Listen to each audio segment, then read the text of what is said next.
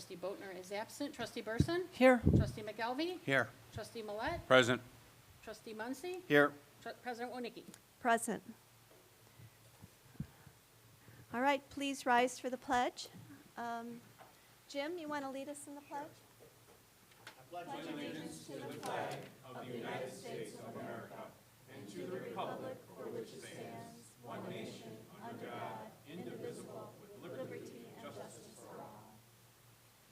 All right.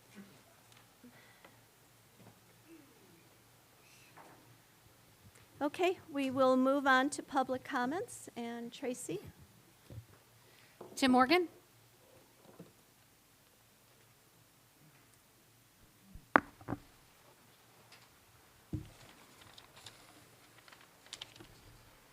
Madam President, Honorable Board, Administrator. Seems fitting tonight that I come to this meeting to speak today as a concerned resident. At the last meeting I attended, there were accusations and talk of censure. And I warned the members that you were elected officials contrary to one you speaking and say that you were not. You are all elected officials. You are elected by us, the public. You represent us, not your person itself. When I say that there is no I in team, the team elected you, supported you. And a group that comes to give public comment to disrupt, to use deceptive comment, to disrupt this community should be shamed. Bringing unfounded and false information from your coffee to a board meeting is disruptive and unfounded. Accusing a board of wrong payments while misunderstanding the presentation or the information that was provided is just theater. We need the community to move forward, not following emails from disgruntled family members and other sad sources ruining people's lives. The village needs the cooperation of Canton Township, the Highway Commission, Parks and Open Space, because they're poised to give us the lifestyle that we came here for. Lastly, I caution you implementing new taxes. Maybe reestablish the Economic Development Committee to attract new business to our community. This was disbanded back in 2018 by past administration. Instead of having a planning and zoning system, you could also have them set aside some land to be developed from farm to industrial, or possibly some more business. Let's bring business to Canton Hills, and we won't have to worry about all these taxes. Thank you.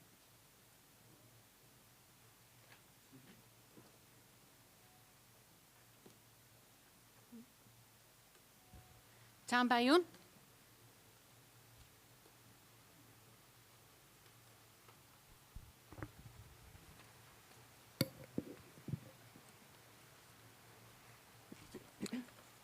President Winicky,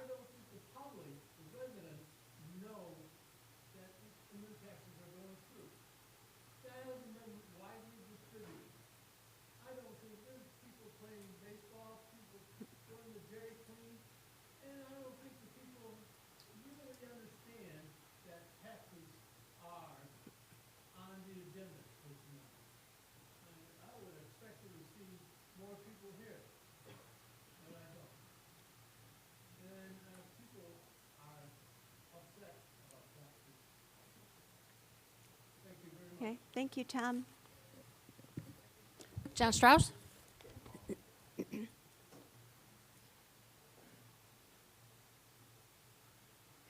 evening. When the village was formed roughly 17 years ago, there was sort of an unwritten agreement between the people at that time and the residents of the village that, they wouldn't get taxed. And I know we live in a democracy, and one group's promises don't necessarily carry over to the next one, as we've all known. I am not opposed to taxes if they make sense. We all live in a country and we gotta pay for things. What I don't understand or haven't heard, and maybe it's because I haven't paid enough attention, but I'm hoping that tonight I'll hear about why we actually need this, how much is gonna get collected, and it's my understanding it's for the roads. Now, initially, we had road and bridge funds and motor fuel tax funds. And according to the spreadsheet that I kept during my time as a trustee, we had maybe things are a little tight, but we had enough money to take care of the roads. And from what I can tell, the roads don't seem to have deteriorated at all during the 24 years since I've been living in this community. So I would like to just have some justification for why this is needed, what's changed since the days the village was founded, and how much money is intended to be collected, and how you're going to keep track and make sure it doesn't just migrate into the general fund. Thank you very much. Thank you, John. Chanel Jackson?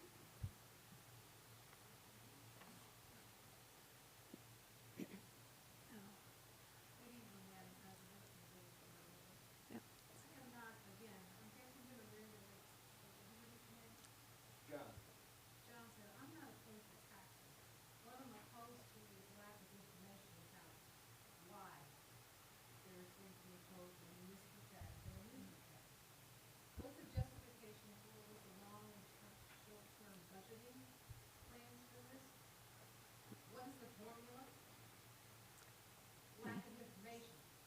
I think when you propose a municipal tax for the first time on the village, it would be irresponsible if we move forward to adopt this tonight in a motion, rather than come to the residents and give them more information about why, the justification for it. You have no information except for it's on the agenda that you're going to adopt that.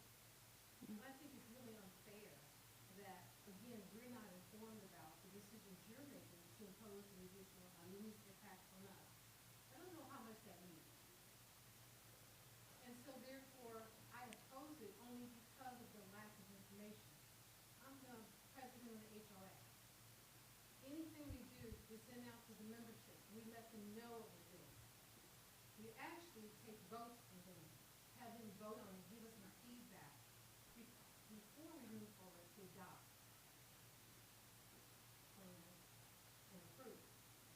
So therefore, I'm asking you all to think about this and put information out so you can get people on board, rather than opposing you because they don't know enough about it. And that's your role. You serve us, right? We elect you, you serve us, we need more information before you move forward on any of these municipal tax or municipal tax, that's all I'm saying. Please, thank you. Thank you, Chanel. That's it? Okay.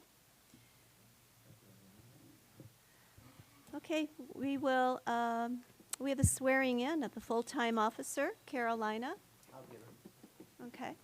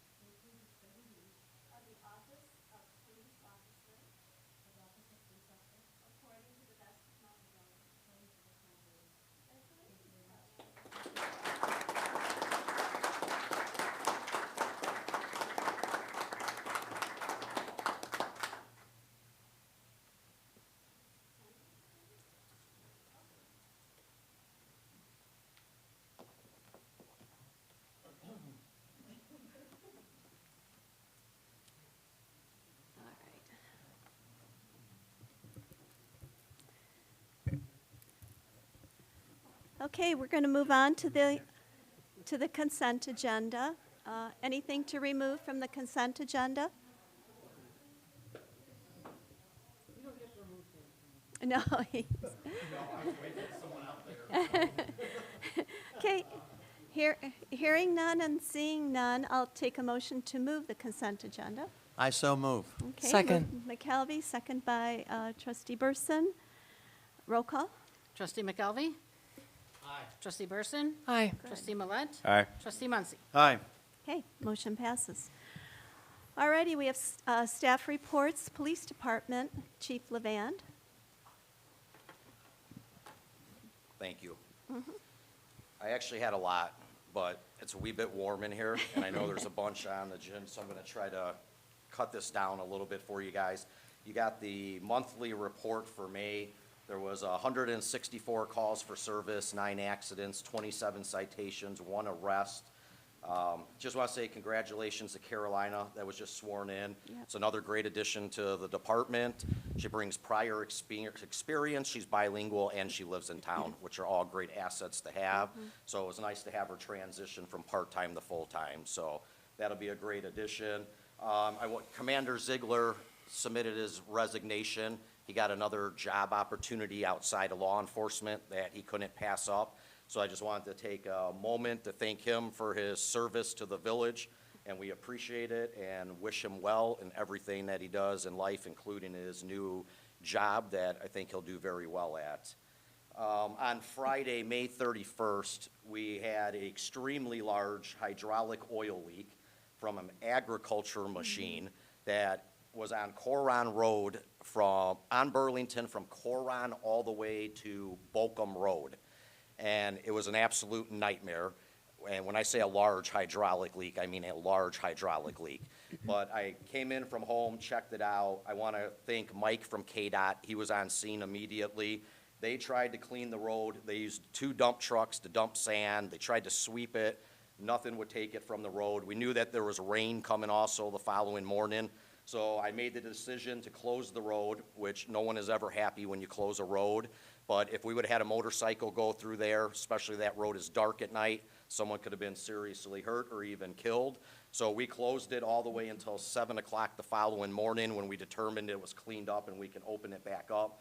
But KDOT was amazing. CERT was out there forever. They had to close off roads for us. And Kane County OEM. They were amazing. They brought all the barricades to the scene. That's a lot of roads in between the shutdown. So it was truly a joint effort, so I just wanted to say thank you to everyone that helped on it. Burlington Road in Kingsmill has always been an issue for us with school bus stop arm violations. We deal with it every year. I personally sit out there and write citations for it. I have 0 tolerance for someone that disobeys a stop sign on a school bus. It actually is one of my biggest pet peeves with traffic. Mike reached out to me from KDOT last week and asked if possibly we could do a joint venture. We're gonna, before school starts in August, we're gonna install additional signage on Burlington Road. Signage is gonna be up, warning of school bus stop, because the bus stops right at Kingsmill, which is obviously at the bottom of a hill. So we're gonna put that up. We're also gonna have signs that say it is illegal, even though every driver who drives should know, to pass a stop school bus loading and unloading. And then what we're gonna do is the first day of school, we're gonna do a traffic enforcement out there to sort of hammer home the point to everyone, because this past year, we had a school bus that got rear-ended on Burlington Road in that exact area. Luckily, there was no injuries from it, minors from the car that rear-ended the school bus. But we have to do something to sort of figure this out. And again, thanks to Mike at KDOT, because it's sort of a team effort to try to figure out what we can do. We're gonna publicize it, obviously, community counts, the village website, but we wanna get the word out there, so then come the start of the school year, beginning of August, people aren't surprised. But we gotta do something to sort of try to get the problem fixed, because it is a problem out there every year. The police department's hosting free training July 24th and 25th here. We have 2 classes, 8 a.m. to 12, 1 to 5 each day. We've already had 100 different people sign up for it. It's TIM training. It's traffic incident management training taught by IDOT. And I wanted to thank Trustee Muncy over here, who actually brought it to my attention. I took it before my career, and it's a great training, but I thought every member of our department should have this training and certification. We put it out to everyone. We have fire departments, police departments, highway departments. They're all going to take part in it, so that should be a good training for everyone. We're looking to do a active shooter training at Belgraham School this summer while school is out. Every year we pick one of the schools. Last year was Wasco School. It's important training. You want to always prepare and plan for the worst, and hopefully it never happens. But so this year we're looking to do it at Belgraham School. So we'll conduct that. Other agencies will take part because obviously if you have a big incident like that, you get a lot of agencies that will come to assist. So it'll be more than us that's taking part in it. Have already been in the planning stages for National Night Out 2024. A big thanks to the Community Relations Committee. They put a lot of work into this. This has actually started months ago. Last year, we moved the event to the church over at Fox Mill, La Fox. Huge success. We had about 2,000 residents attend, and it was once again named one of the best national nights out in Kane County. So we'll have that again this year. It'll be on August 6th from 5 to 8 p.m. We already have 30 vendors signed up, 3 fire departments. Superior Air Med will be making an appearance. And this will also be CODA's last demonstration, as he's going to be retiring in September of this year. So that will be his last public demonstration, will be at the National Night Out. We had 2 new police candidates who've been in the hiring process for a long time because of background checks. They take a long time. We're very fortunate and thankful that one of them, Matt Adams, who has 10 years of experience, was just completed the process. He is good. Everything has been great. Polygraph, excited to welcome him. He's accepted a job with us, so next board meeting, he'll be sworn in. But he's going to bring some good experience, and he's excited because he lives just outside of Campton Hills with his family. So that'll be a great addition. And the bigger part is that Matt is my last piece that I need to finally move to 12-hour shifts. That was the one piece I was waiting for, so that'll also be a good cost savings by going to the 12-hour shifts. So he'll start next week training, but next board meeting he'll be sworn in. And I have a bunch more, but we'll go ahead and cut it off there, and I'll do the other stuff later. But I think later in your agenda, you're going to be asked for the IGA agreement with CERT, if I'm not mistaken. So obviously, CERT does so much for us. Yeah. Like, I can't express it enough. We don't have the manpower, just like that hydraulic oil spill out there. If it wasn't for them, we have 2 cars per shift. We can't close down 8 roads. Like, we just don't have the manpower. So what they do for us at no cost, like, I can't say enough about it. It's an amazing organization. And again, this is just an all-around benefit to us as a community. And they do it for us, Elburn Police and Elburn Countryside Fire. So I know that's later on, but yeah, they're definitely an asset to the community. That's it. That's it. Thank you, Chief Levand, and we're glad you have your staff all done now. Yeah, so, okay. Oh, Janet, go ahead. I have a question and a comment. Can you speak to the priority and the urgency of having a generator at Village Hall?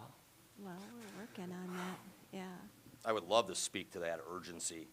It is so overdue, I can't tell you enough. And let me just quickly tell you why. As you know, we were in our last meeting when the lights went out for us here. That's actually the 3rd time in a couple months that it's happened. And this is why it's so important and significant.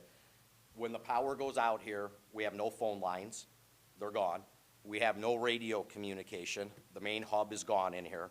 All our computers are gone. So we literally have nothing.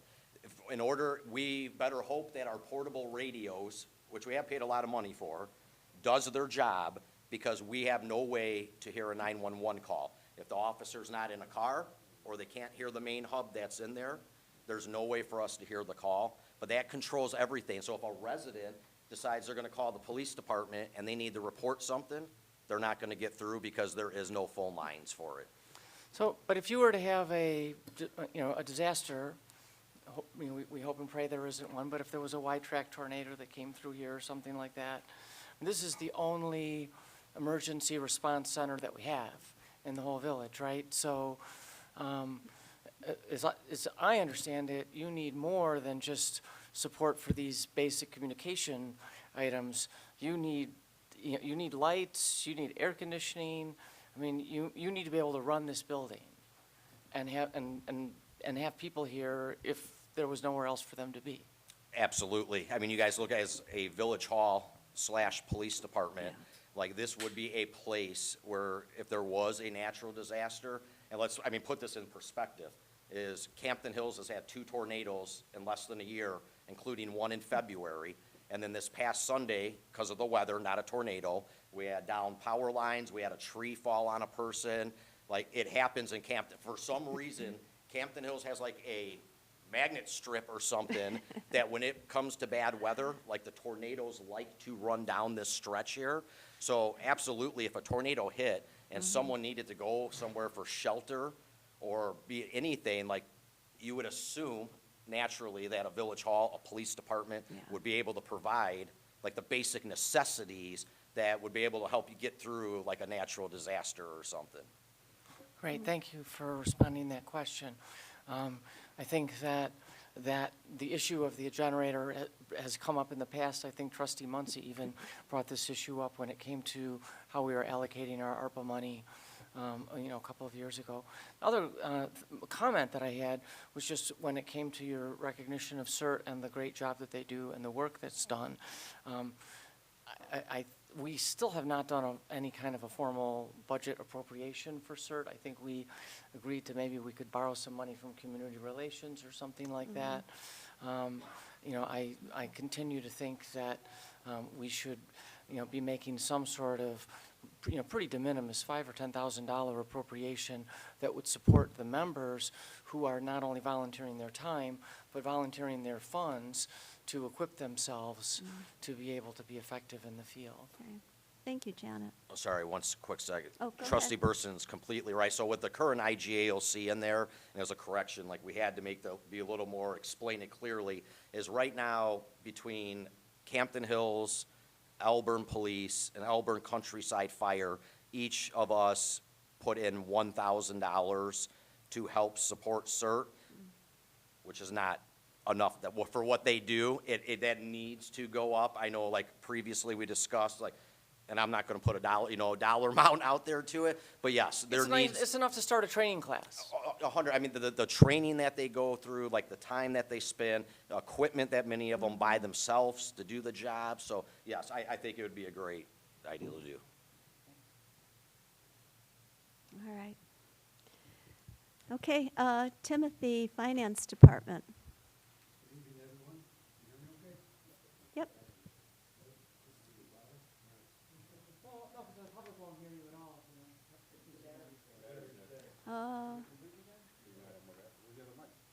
evening, everybody. I'm going to speak to the 12-month unaudited financial statements that you've all received last week. Again, let me remind you that these are unaudited. Starting on page 1, I'd like to focus on column D, which is essentially the revenue and expenses for the general fund. The revenues, unaudited, came in at $3.5 million. That's column D, line 7. And the expenditures came in at $3.6 million. That would be line 2. That gave us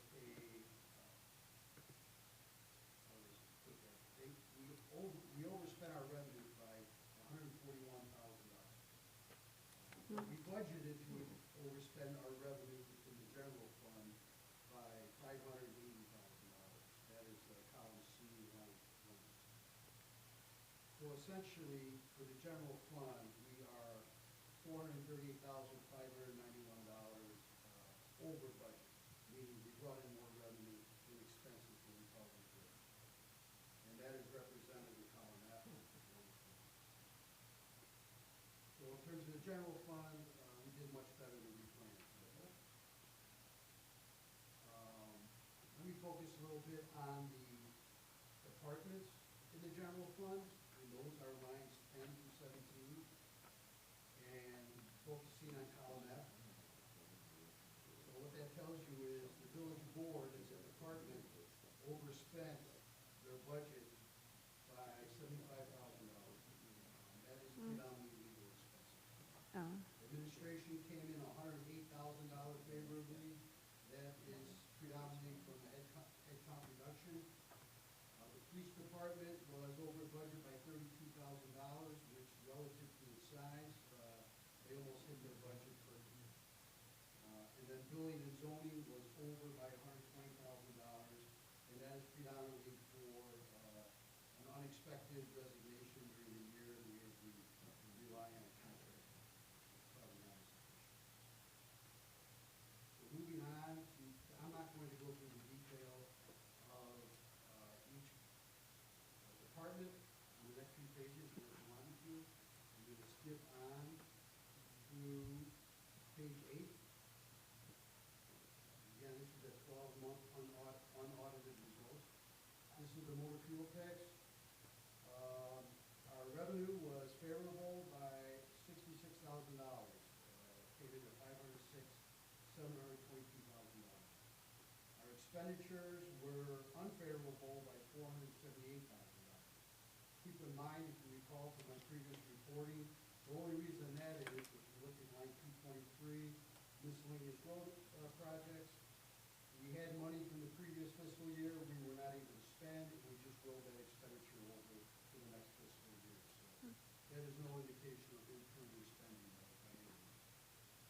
Moving on to the next fund, which is on page 9. This is the Road and Bridge Fund.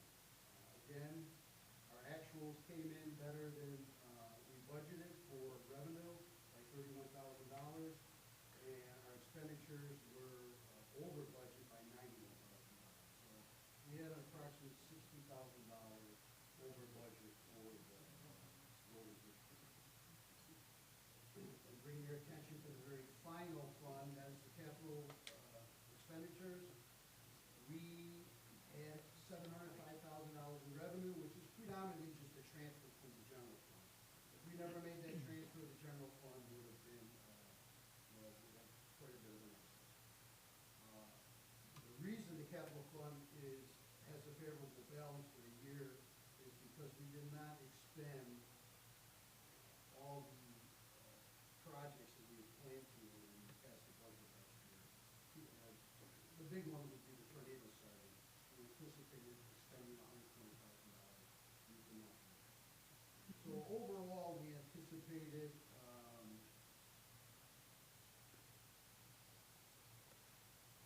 overspending $1.4 million for all funds combined, and we only overspent $1.2 million, which gave us a favorable variance of $288,000. Moving on to the final item in that report is the cash balances as of June 13th. With both financial institutions, we have $6,058,161 on hand. Some of that is obviously restricted or committed, and those dollars that aren't unassigned, a majority of that belongs to the stabilization. I'll answer any questions on the financials, but if you don't have any, I will move on to what I presented last month, and I was not here to speak to, and that was the roads that need to be repaired in the future. I think Jim has a question. Yeah, go ahead. Yeah, Tim, I've got a question on the financials. If you're looking, I guess it's on page 10 of 10, That chart. it says that our balance in the First American Bank is I'll round it to $769,000. And in the Illinois funds, we got basically $5,289,182. And so I know this was discussed, I think once I remember one finance committee meeting I attended, it was discussed, and then we discussed it one other time in here. And the challenge that I know that we gave was, why the heck do we have $768,000 in our checking account when we could be earning, 5 point, whatever it is, 3% in the Illinois funds, because that's what we've always in the past wanted to utilize as best we can to offset roads, right? Because if you take a look at that, that's like, that amounts to a lot of money. So what I did, well, if I can just finish. So what I did is I went back to the prior ones that you had sent us. And as of 12/19/2023, in the checking account, we had $1,110,000. I think that's back when we first discussed it. And then in January 23rd of this year, we had $624,000 in our checking account. And then I pulled in March of 2024, we had $774,151 in our checking account. So it seems like we're not transferring this money in a timely fashion, or if at all. And what we're doing is we're losing money. Well, that's not necessarily true. And the reason why, and I apologize, I should probably have this broken out further. Both of those accounts earn interest, but there's a First American Bank account, operating account, which does not earn much interest. And then we have a money market account with that. I have both of those accounts combined in one line. And then we also have the Illinois funds, which a lot of our revenue comes directly into. That has a money market account, and we leave a majority of our money there, as you can see. Okay, so what is the interest earned on that money market account at First American? Off the top of my head, I don't know. Is it the same as Illinois funds? I don't know if it's exactly the same.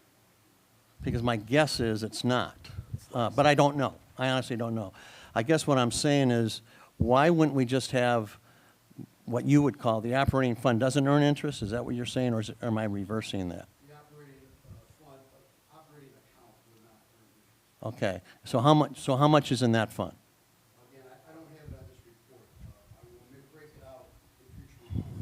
Every single account is listed separately.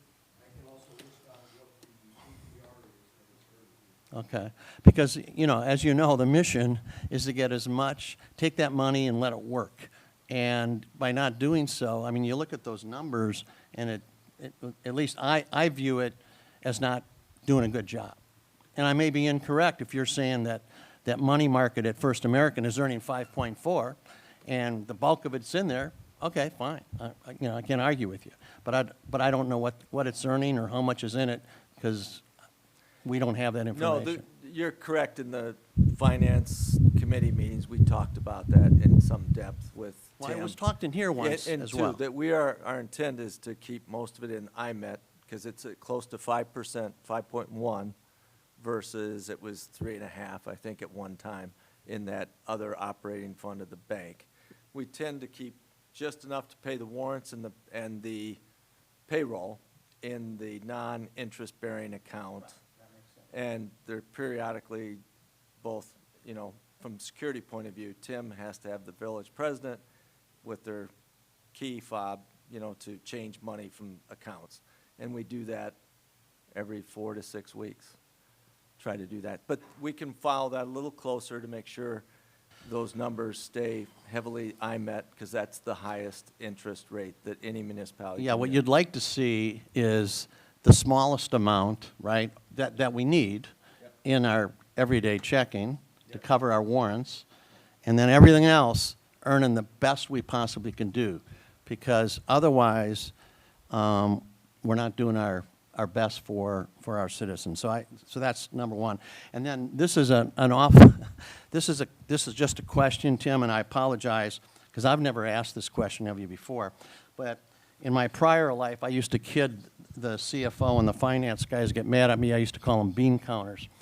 But, yeah, right, I know. See, they're real sensitive about if you call them a bean counter. But what's driving me crazy is you put parentheses on here, and you mean that as a positive and not a negative. Is that correct? Pardon me? Well, let Tim, yeah. Yeah, Revenue is generally a credit. Yeah.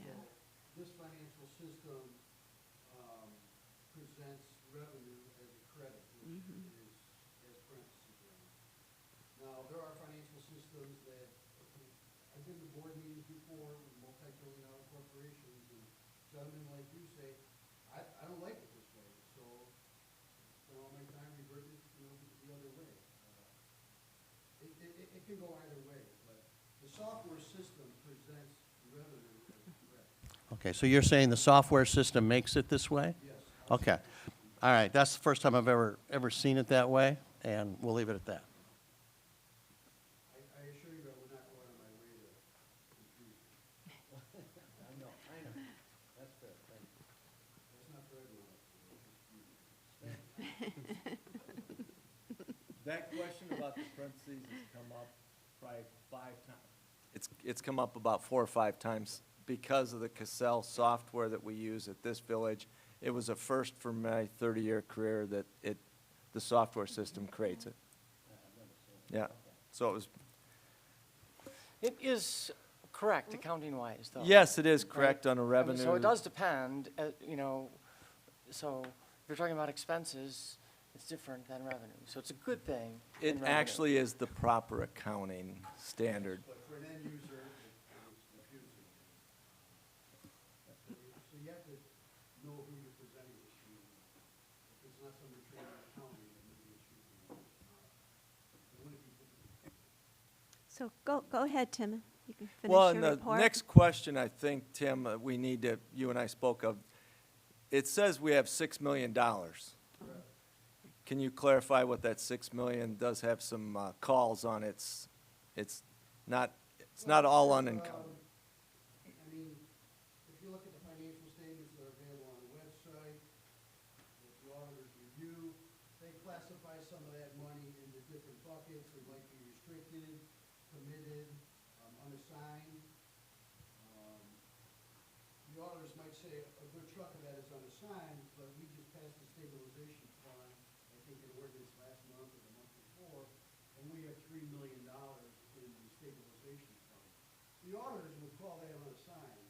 I personally, I think prudence would speak to say that is not unassigned. That is set aside not to be touched because we want a stable reserve. So even though there's $6 million there, there's at least half of that is in the stabilization fund. Some of it is going to be motor fuel tax and road and bridge. And if you look at the financial statements, anything that showed up in capital projects is going to show up on the committee. So it's not just $6 million that is easily available.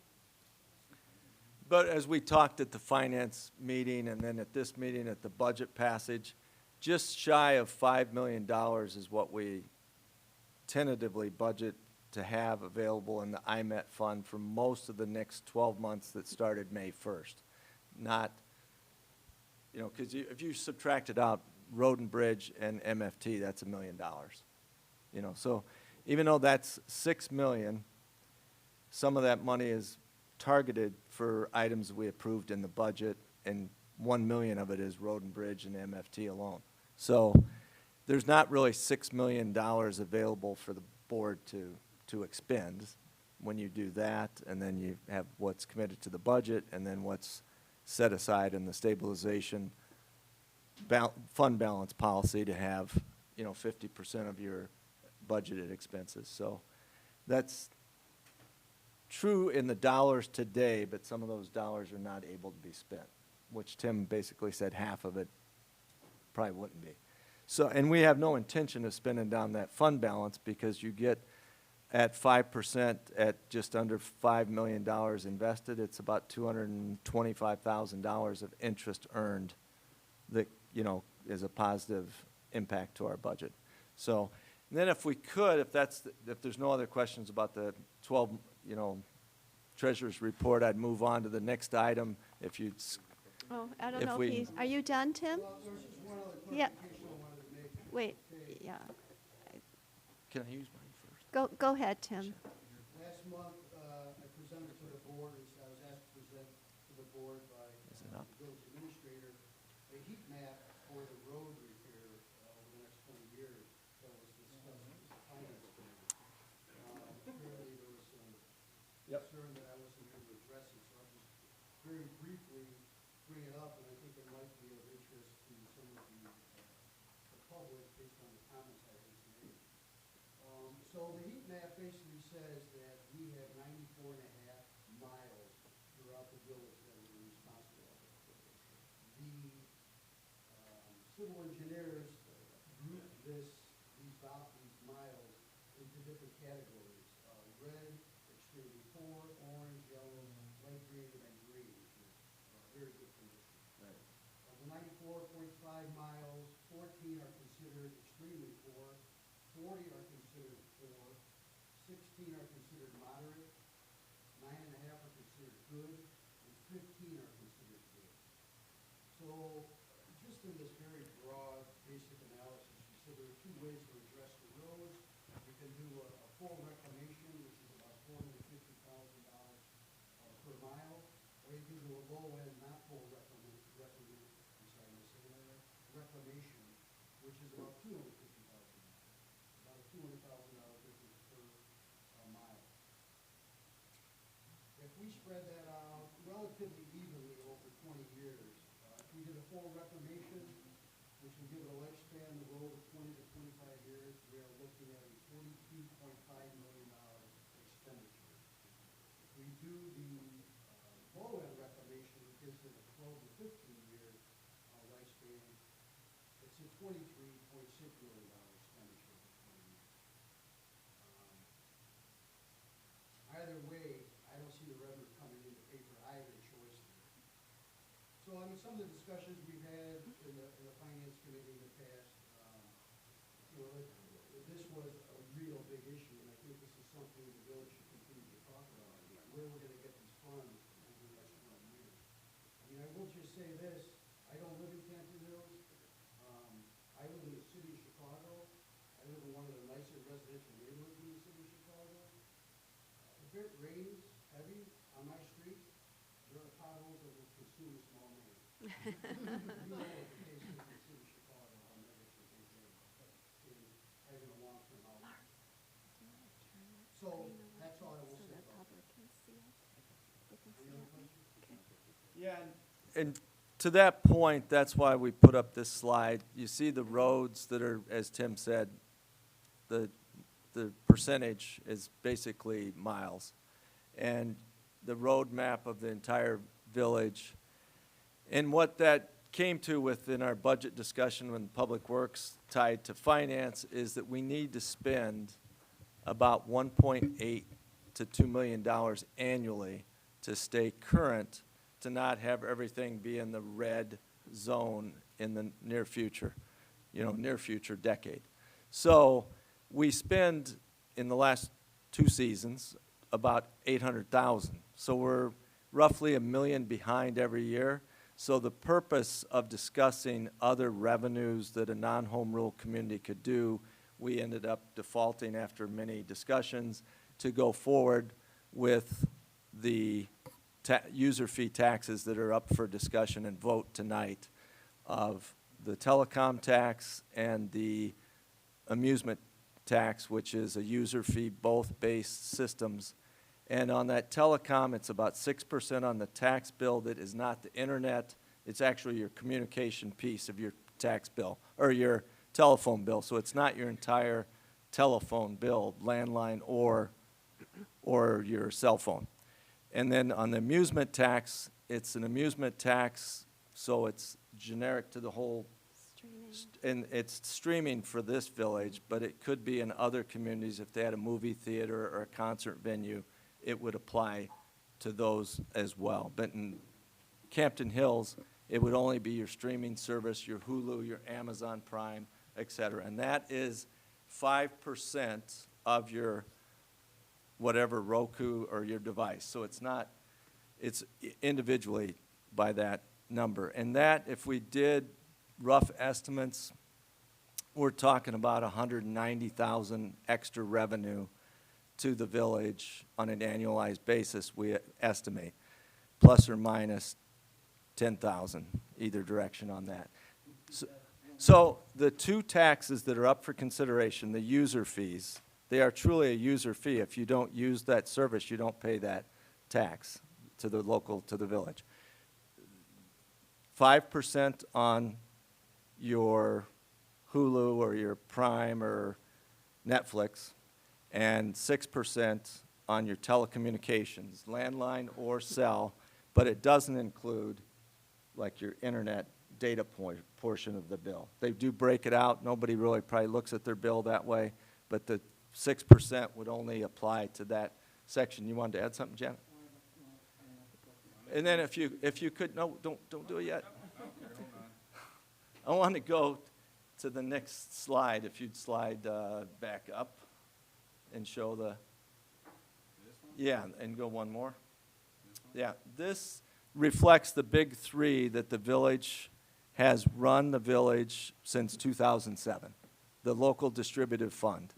So you see the red line to the expenses, and you see the red is above the green line of revenue from the state revenue sharing, which is the MFT, the sales tax that's shared, you know, those funds that primarily are our biggest source of revenue to run the village.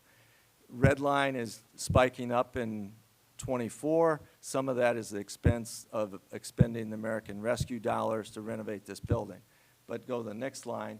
When you add the other revenues, whether it's the, you know, the building permits and police fines, court fines, adjudications, and et cetera, that's when you see that the green line stays above our actual expenses. But it's, you know, not by a lot of money.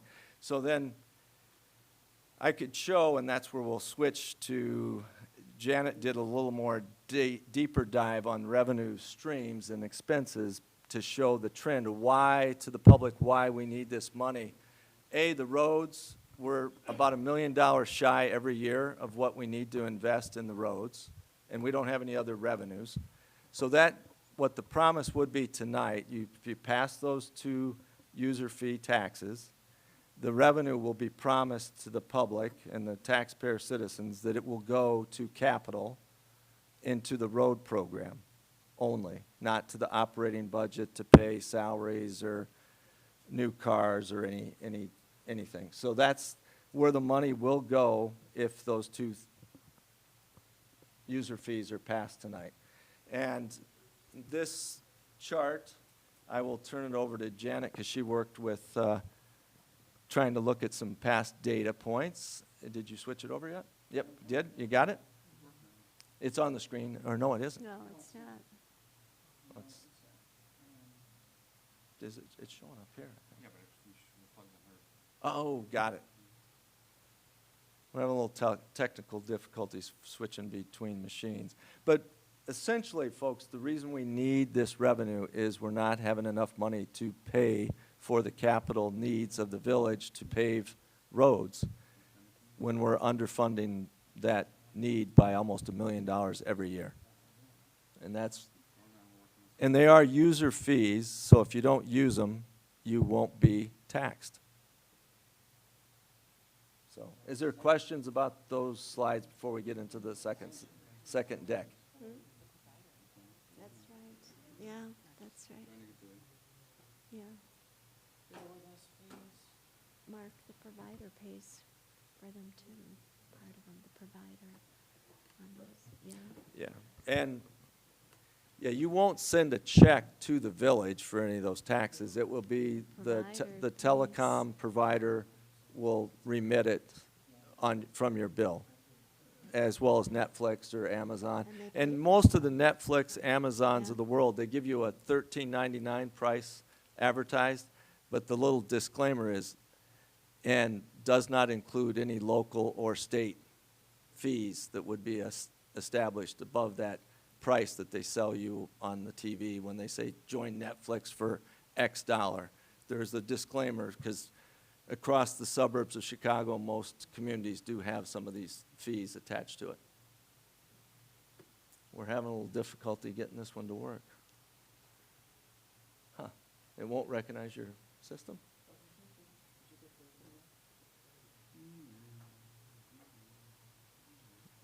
While we're trying to sort that out, so I have a little bit of intro to these. Microphone. Your microphone's not on.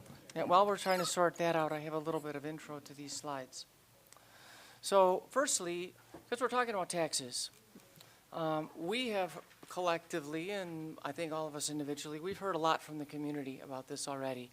And we're happy to hear from the community. We're actually glad to hear about it and make sure that we have an opportunity to talk about this. The issue was brought up that the community may not necessarily have known that we were considering these taxes and feel that this is something that's come up, happened suddenly. It's actually not. This is something that we've been talking about for months. It started during the budget process, and but it's completely understandable. Not everybody pays attention to every meeting.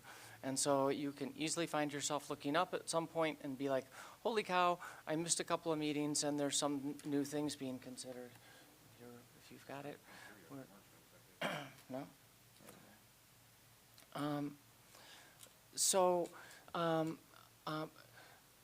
So it's not new. We have been talking about it for some time, and the board actually gave direction to look further into these taxes and give us some feedback about what was realistic, what different revenue estimates might be, and so forth. So we're not particularly set upon by this either. I would observe when it comes to the discussion about reserves that the uncertainty in the early days of the village created a very high risk profile, so it was completely understandable that significant amount of reserves were set aside early on. As time has gone by, it may be appropriate to reevaluate that policy. Fantastic. So we have talked about various different reserve numbers that may or may not be out there. The way that we're thinking about it is that I think it was expressed earlier, you've got about $1 million, $800,000 to $1 million in operating funds. This other $5 million of reserves. One way of looking at that is that savings by the village. And sometimes a high rate of savings implies a lower rate of spending, a lower rate of investment. And I think we can see now, with the benefit of hindsight, that we underinvested in our roads for a long time. So we are really kind of behind the 8 ball in a way that was not anticipated in the beginning. It's not necessarily anybody's fault, but it is where we are today. So when we look at some of these numbers, and I don't know who has control of what. We got right. Okay. You gotta be careful the cord. I think you lost it. Mm-hmm. I see, yeah. There you go. And so, yeah, we have a series of multiple slides, but this slide is actually one of the more informative ones, even with all of these zigzags.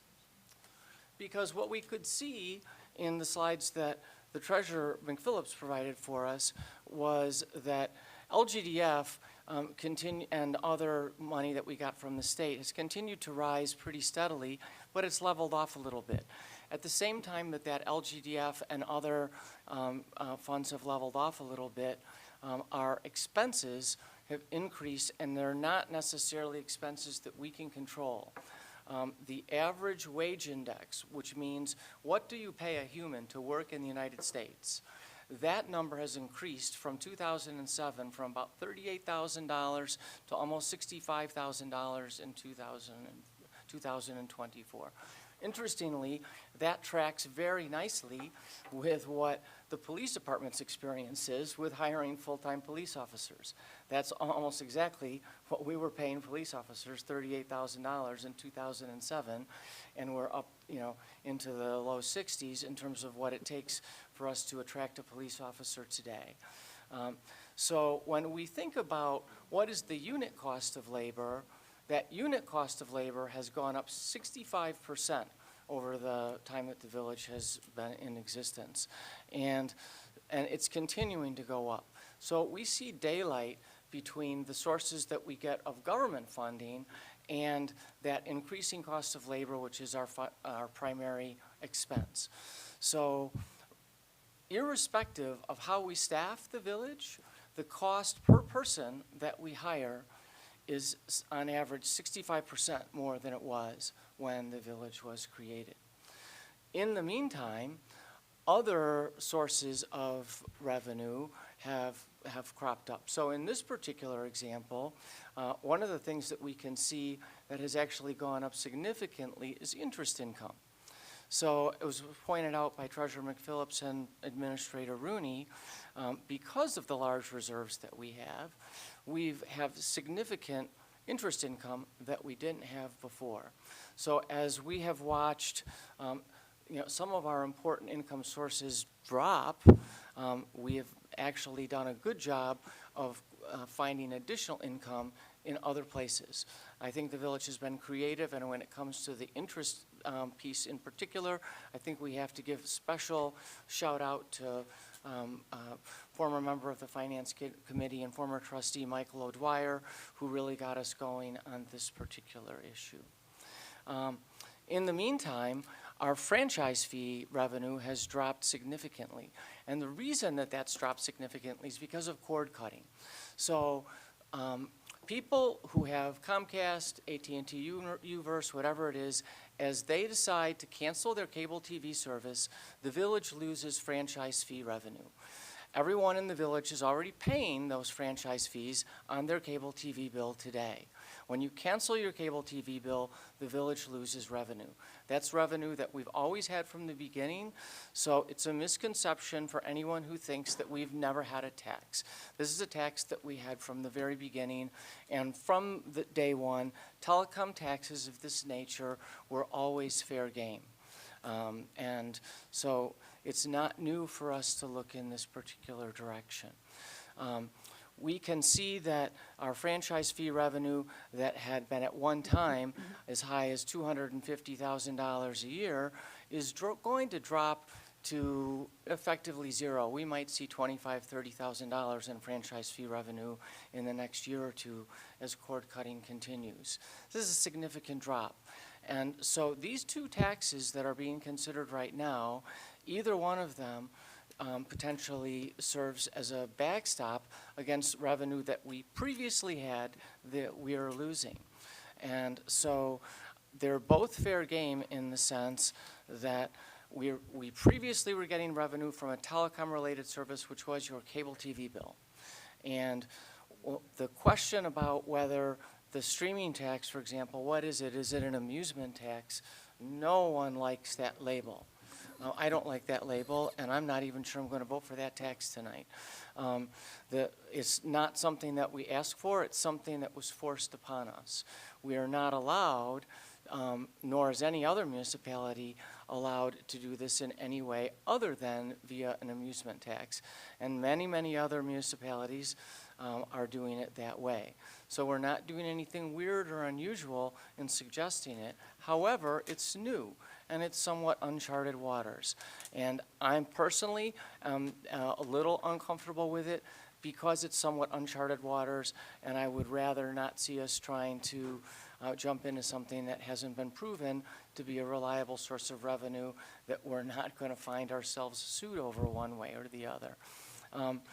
And I honestly, I have to say, in my questions about the streaming tax to our village staff and our legal representation, I'm not entirely happy with the answers. I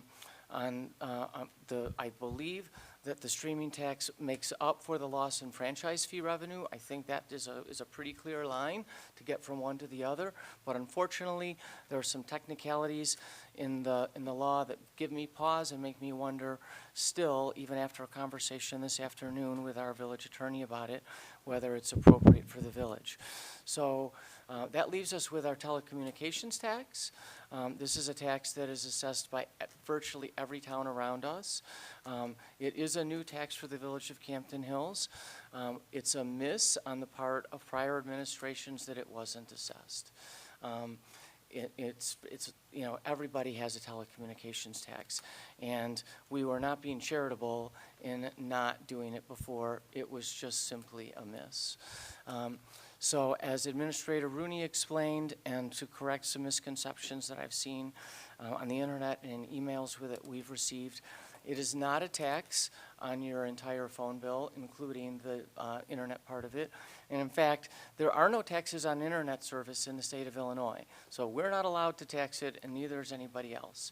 So if you decide to cut your cable service with Comcast, for example, and you go to internet only, you're going to get a bill from them for $65, and it's going to have no taxes on it because internet service is not taxed.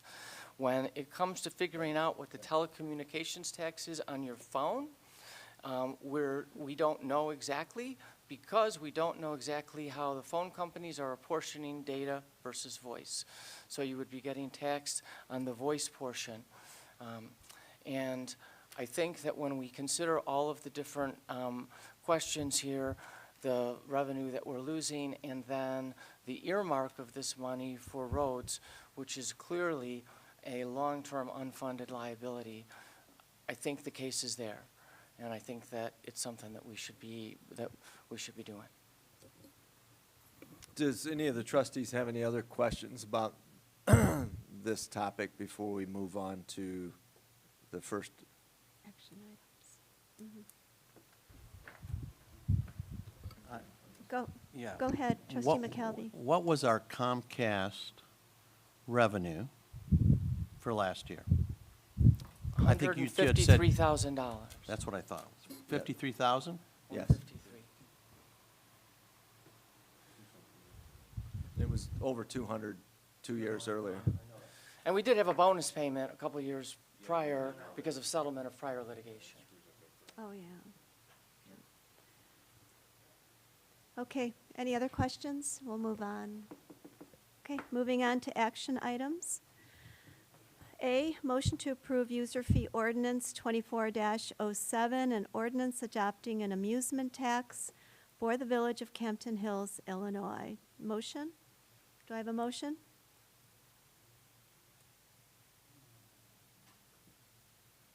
Okay, So moved, Muncy. okay. Moved by trustee Muncy. Do I have a second?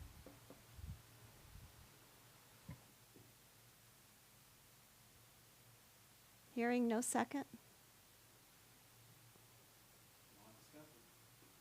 Okay.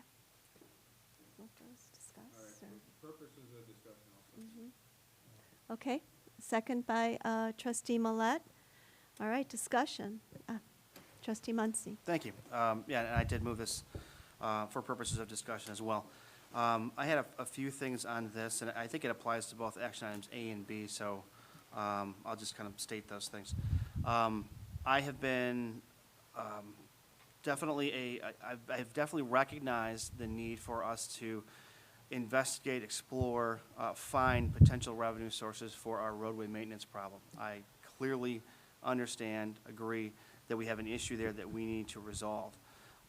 However, I've been vehement about if we're going to look at additional revenue sources, we need to be able to clearly identify them, clearly identify their potential revenue, how they work, make sure that we're presenting this information to our community in a way that everybody understands it, that we're giving everybody enough time to do this.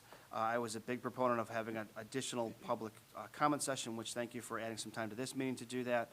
But I still see a few issues here. So first of all, a few meetings ago, on May 7th, we passed Resolution 2411, which was basically an agreement between the Village of Campton Hills and the Illinois Department of Revenue regarding the exchange of information. And the purpose of that was to give us, and this is just kind of quoting from what some of us were saying in the meeting, give us very accurate projections of the revenues. But now we're told that we can't get any projections of the revenues, and in fact, that resolution really didn't, at this point, give us anything. We don't have any other information other than the calculations that we have right now that's, in my mind, are still a little top of the head or back of the napkin kind of calculations. So that was unfortunate. The second one, on 521, the presentation. I thank those that made the presentation. I still think it was lacking in information to really show projected revenue, to show, it showed the road problem, but it didn't show enough information about these taxes and their projected revenue and how they work. And there's still some questions about how they work that we're still trying to explain right now. And I think Trustee Burson did a great job of trying to explain some of those. But voice versus data, whether you're calling using your home Wi-Fi or there's still so many intricacies there of what it would really look like on your bill. We can't explain that right now. So that's an issue. We've seen several examples of the agenda that came out, several drafts or versions. We had a stabilization reserve amendment that was going to make sure that any funds that came in through these types of taxes would be allocated directly for roads. That's been removed. That's gone, which concerns me because I know some people don't want it pigeonholed or lockboxed for roads. And now that that's gone, we heard a promise, which I'm not saying that's not a valid promise, but it's not on the agenda anymore, which concerns me. We're hearing these are user fees. You can't, you choose not to use your phone. I mean, the restaurant tax, the food and beverage, I get. You know, you can choose if you're a little strapped one month, you're not gonna go out to dinner. But you can't choose not to use your phone, and you can't choose, I mean, maybe you can choose not to stream, but if you feel like that's a better way to do it than cable or whatever, that should be your choice. And so really, for those reasons, I don't think we've given enough information. I don't think we've given what we should to be able to support this and fully stand behind these taxes. So that's kind of where I'm at right now. Let me Okay. address the IDOR. So trustee Sure. Muncy, to your comment about the IDOR revenue sharing agreement, IDOR has been very difficult to get to accept the form of the agreement, like the agreement documents itself. So over the last 4 weeks or so, I've been going back and forth with them. They did finally, I believe, accept the current format of what we have submitted. I did submit even a draft form of the ordinance for the telecom tax, because that would be remitted through IDOR, and asked for the review of it before it was passed. It's one of those things, how do they say, you have to pass it first before we can review it, which is unfortunate, and in some communities, we've had to go back and amend the ordinance after it's been passed because IDOR wants it changed. That's what I try to avoid. It's kind of falling on deaf ears. So now that they have the forms, they should be able to provide us with the projections with regard to telecom. Streaming, I don't know that they would be able to because it's going to be self-remitted. But telecom certainly, and if the village, although you're no longer considering it, were to consider like a places of eating tax, they'd be able to show you what sales tax revenue is. And then you could just take out the businesses. So, and then with regard to the revenue share, the stabilization reserve, rather than amending the policy, there was an amendment to both of the tax ordinances to include a final provision indicating that the revenue would be directed only to infrastructure or maintenance or construction projects related to the roads. If you read if you pass the user fee tax, there's an attachment that specifies it goes to infrastructure. It's specifically indicated in the whereases, but we also want even further to indicate a section in what will end up in the village code regarding the tax that says that it's only for road maintenance and construction. So I felt that was the most appropriate way to do it. Okay, trustee Burson. I share Trustee Muncie's concern about the lack of information we have about how much revenue these taxes are going to bring to us. And so that is one of the reasons why, given a choice between the two, I'm in favor of the telecommunications tax versus the amusement tax. I think that we would be short-sighted to not adopt either one of these, and I do think that, again, to Trustee Muncie's point, we should not play games with language. Taxes are taxes, and the public understands them as taxes. I do think that we have to find a way to make up the franchise fee revenue that we're losing, but I actually think these taxes may overperform, and we may find ourselves collecting more money than we anticipated. And that's one of the reasons why I would actually like to take a stepwise approach and look at the telecommunications tax first. I think it's clearer. I don't think it suffers from the sort of language embarrassment of the amusement tax, which is hard to explain to almost anybody if you try and explain to them what that is or why we're doing it. The question about voice or data is pretty simple. It doesn't have to do with whether your phone's on Wi-Fi or this or that. It's simply an apportionment made by the telephone company. So when you get a landline at home, that's really clear. That's all voice. So that entire landline service is taxed, would be taxed by us. It's taxed by almost everybody. When you get a cell phone connection, the carrier makes an apportion between what part's data and what part's voice. And so that's their decision. We don't necessarily know. It was generally about half and half, for many years, but we don't know what they're doing these days, and different people have different promotions, and it may be apportioned differently. And so that's the information that we're hoping that we would get from the Department of Revenue to estimate what it might be for us. But I think these taxes might overperform, and I would be in favor of considering the simplified municipal telecommunications tax for now and tabling the streaming tax until we see what was actually happening with the first one. Okay, any other discussion? Roll call. Trustee Muncy, Nay. Trustee Millet, Pass. Trustee Burson, Nay. Trustee McKelvey, Nay. Trustee Millet, Nay. Okay, motion fails. All right, we'll move on to action item B, motion to approve user fee ordinance 24-08, an ordinance adopting a simplified municipal telecommunications tax for the Village of Campton Hills. So moved. Moved by Trustee Burson, second. Second, Muncy. Trustee Muncy, seconds. Discussion? Go ahead, Trustee Muncy. Just one more point, in addition to the points I made on the last tax would apply to this one as well.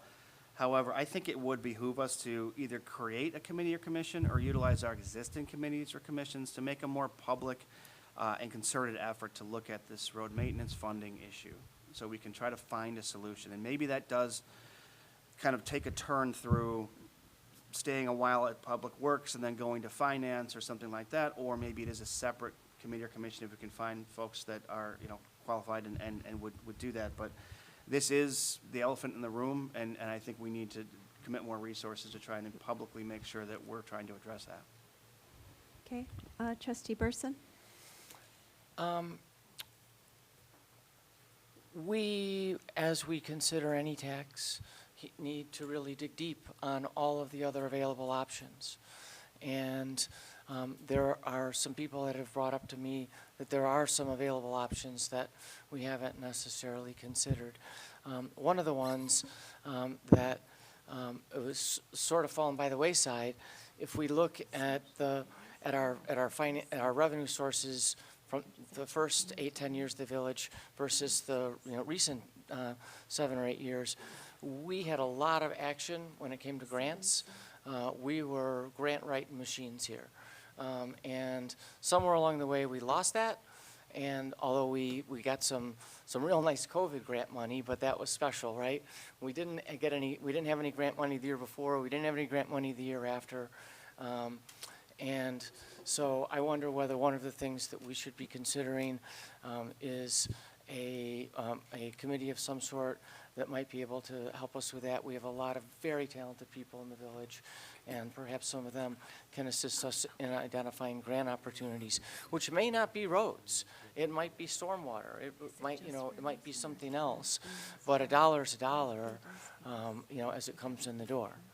So the other thing that was pointed out to me is that there are other communities, in particular, closest to us is Lily Lake, that when there is any new development, and I know we're not looking at new development on the horizon here, but when new development does occur, they're establishing SSAs from the beginning in those subdivisions, which would be a modification to our subdivision ordinance, which we should consider in addition to a modification that beefs up the engineering requirements for those roads in the first place.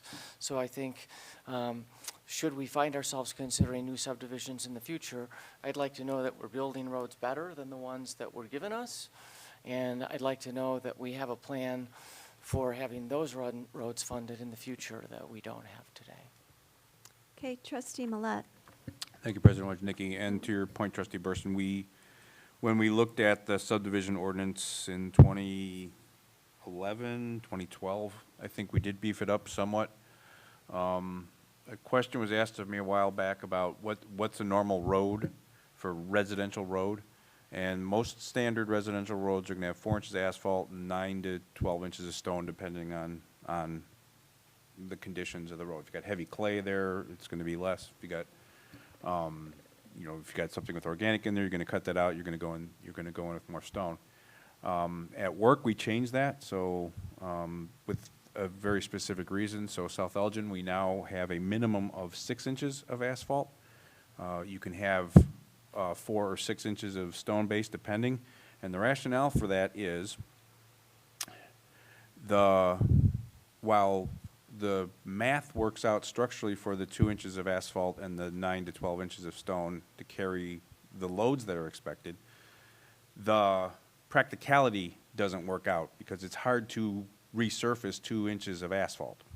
It's hard to just grind a little bit of it. If you're gonna go overlay on top of it, that's a different story, but there's problems with doing that. So if you have 4 inches of asphalt, it's better. 6-inch asphalt is really good because then you're basically grinding the surface, the top 2 inches of surface layer off and replacing the surface layer, assuming that binder course, keeping that binder course, you know, as much intact as possible. So to Trustee Muncie's point about the need, the bare minimum need is, if we just want to talk about numbers, the bare minimum is what we're talking about for. If we're going at 250,000 per lane mile for a 2-inch overlay, that's 23 million bucks. So that's the floor, right? We can't get that in every place in town. We've got a couple subdivisions that were built good. We've got a couple subdivisions that got a lot of stone in them. We got a bunch of subdivisions that don't. But and some of our through roads. So should we better identify that number? Yes, we should definitely better identify that number. Because it could be double that number. It could be 46 million if we're looking at, you know, 500,000 a lane mile. Not everything would cost that much. So the consternation I think we're all experiencing is we don't want to chase this number. We do, but we don't, because when it gets hit in our face, we don't like it. But it is what it is. And you've heard me say this a billion times already. This is nothing new. This is every town on the planet that's dealing with the same thing. To your point about the wages increasing, we've had some significant spikes in construction too. We've had significant spikes in some of the basic construction materials. They've leveled out a little bit of late. So that's why, you know, what we used to think was $100,000 to do a mile of road is not. We're looking at 250 is the new number now. So could we? I don't want us to wait forever to have the perfect, because we're going to chase that forever. We're never going to find it.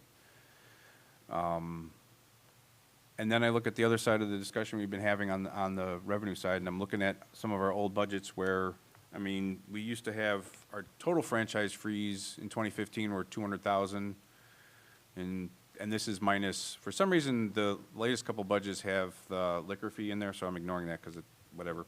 So the franchise fees went 202,000, 227,000, 219,000, 201,000. See, they're pretty steady, 219,000. And mind you, there was some inflation happening then, not much.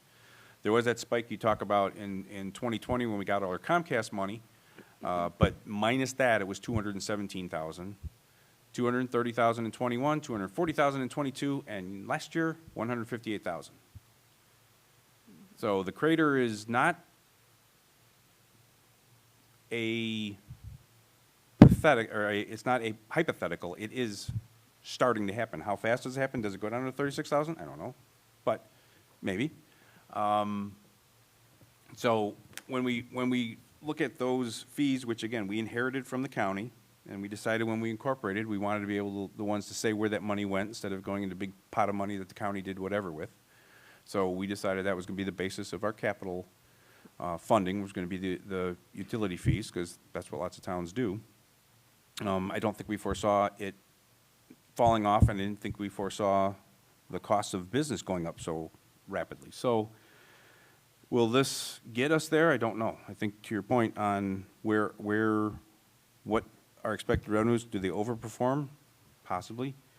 Can we just grab the delta of, call it 80,000 right now? Okay, that'd be nice.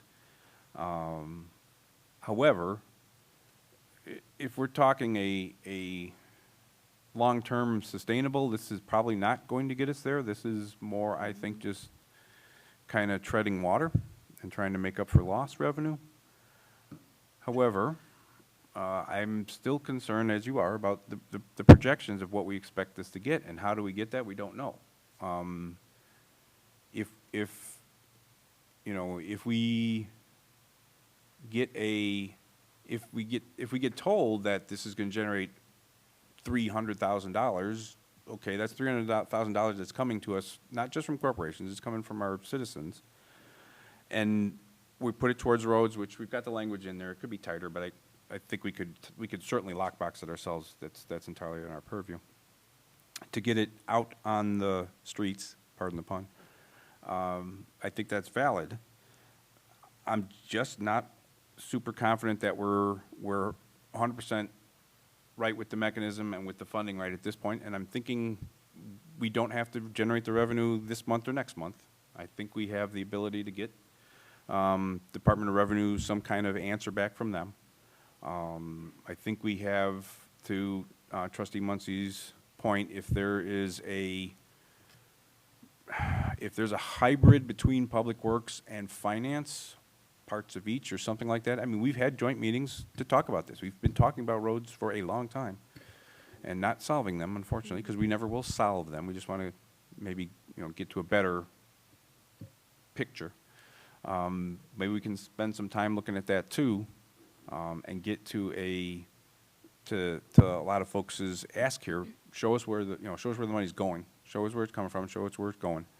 And then we can, you know, you could even do, a lot of places will do, you know, your typical household, blah, blah, blah. You'll see that a lot. And so, you know, typical, if you had Comcast, this is how much you were paying. And if you cut the cord and you have a typical 4 streaming services, this is how much you're paying. And I'm guessing those are going to be close to the same number. But we need to have that in a concise message to share with folks. And having input from folks in the public, I think, would benefit us all. So I think we could maybe think about not moving right tonight on it, but having a longer discussion over the summer.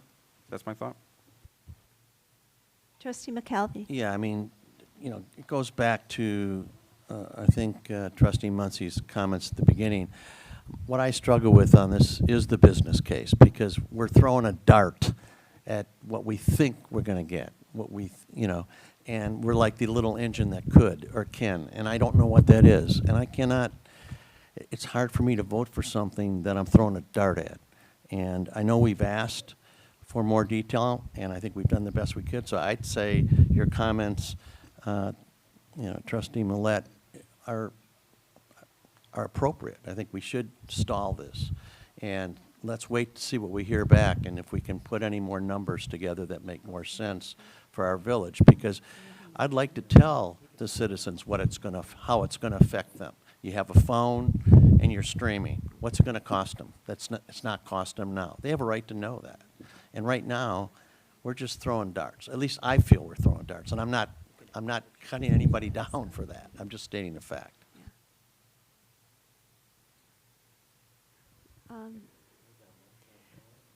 Yeah, we do. And Could I move to table? Would somebody accept a motion to table? we need a second. Move to table. Second by McKelvey. Okay, roll call.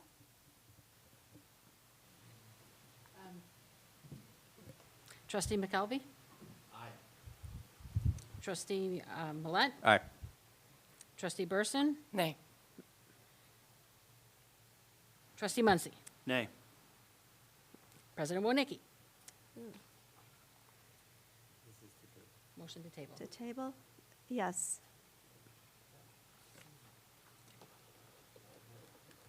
Okay, 7B has been tabled. Thank you for the good discussion, too. So then 7C we don't need. No, we don't. I'm going to remove 7C, and Carmen will explain why. Sure, because the village is not instituting the amusement tax, the village is not administering or collecting a local tax, so the Taxpayers' Bill of Rights ordinance isn't necessary at this time. If there is a discussion and approval of a locally administered tax later, we will reintroduce this ordinance. Okay, thank you, Carmen. All right, 7D, motion to approve and consent of the village president's appointment of Tom Williams as village trustee to fill the trustee seat vacated by Timothy Morgan for the term to expire May 2025. Were we going to move that down to the end of the motions? Move it to the end? Oh, okay. Okay, I will move it down then to 7 to after H. Yeah. But we won't do the oath of office today. We'll do that another day, or at the next meeting. No, you can do it. You can do it. We're just doing it at the end. I know. Okay.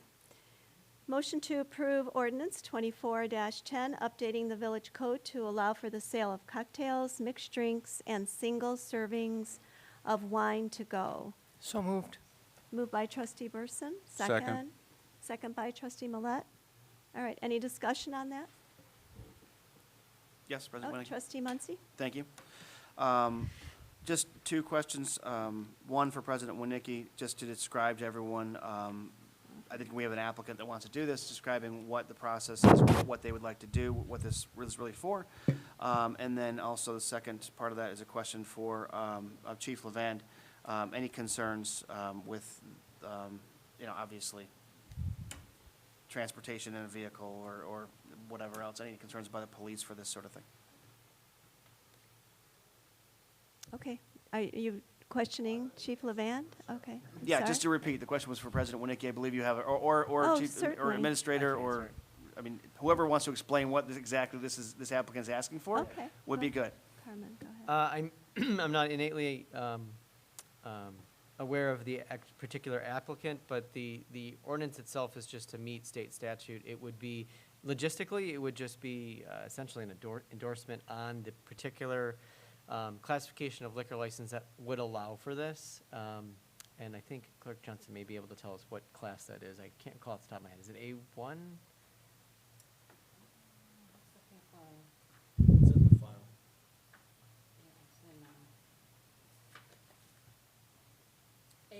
AR. It's essentially your AR. full-service restaurants. And if the licensee only